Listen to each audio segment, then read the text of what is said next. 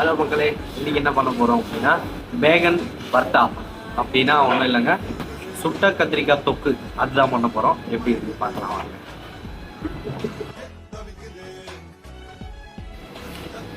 கத்திரிக்காவை சுட்டுக்கலாமா?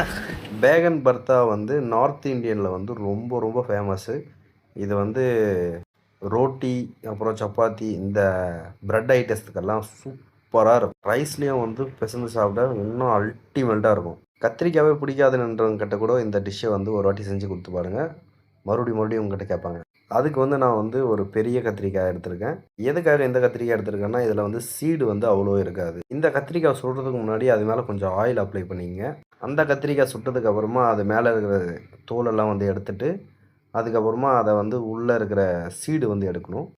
அதோட விதெல்லாம் எடுத்ததுக்கப்புறமா இந்த டிஷ்ஷு வந்து நான் வந்து சாப்பிட்டு மட்டும் தான் இருக்கேன். இப்போ வந்து நானே அதை சமைக்கிறேன் அப்படின்னா அதுக்கு காரணம் வந்து நீங்கள் மட்டும்தான்.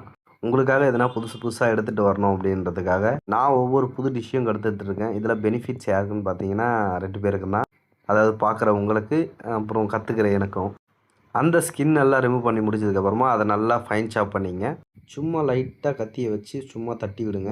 அதுக்கப்புறம் ஒரு பேனில் வந்து நான் வந்து மஸ்டர்ட் ஆயில் யூஸ் பண்ணியிருக்கேன். ஏன்னா நார்த் இந்தியன் சைடில் வந்து மஸ்டர்ட் ஆயில் தான் யூஸ் பண்ணுவாங்க. ரொம்ப வந்து நம்ம நார்மல் ஆயிலில் இருக்கிறத விட இது மஸ்டர்ட் ஆயிலில் பெனிஃபிட்ஸ் வந்து நிறைய இருக்கும். அது கூட கொஞ்சம் சீரகம், அது கூட கொஞ்சமாக சாப் பண்ண பூண்டையும் போட்டு நல்லா ரோஸ்ட் பண்ணுங்கள்.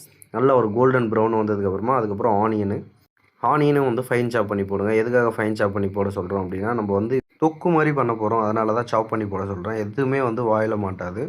அது கூடவே கொஞ்சம் மஞ்சத்தூள், மல்லித்தூள், அப்புறம் மிளகாத்தூள், உப்பும், அது கூடவே கொஞ்சம் சாட் மசாலாவும் யூஸ் பண்ணி இதெல்லாம் போட்டு நல்லா ரோஸ்ட் பண்ணிவிட்டு, இதுக்கப்புறம் கொஞ்சம் லைட்டாக சாப் பண்ண டொமேட்டோ போட்டு, அந்த டொமேட்டோ நல்லா குக் ஆனதுக்கப்புறமா நம்ம ஆல்ரெடி சுட்டு வச்சிருக்கிற கத்திரிக்காயை வந்து அதில் போட்டு நல்லா மிக்ஸ் பண்ணிங்க.